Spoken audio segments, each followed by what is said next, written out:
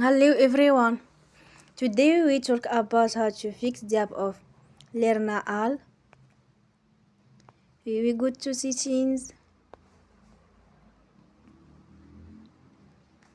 then we click on apps. After that we search the app Learna All and we click. Then we will on for stop. After that we go to storage. Then we click on clear cache. In the end, you will turn off your Wi-Fi and you will turn again. Don't forget to support us by like and subscribe. See you next time and thank you for watching.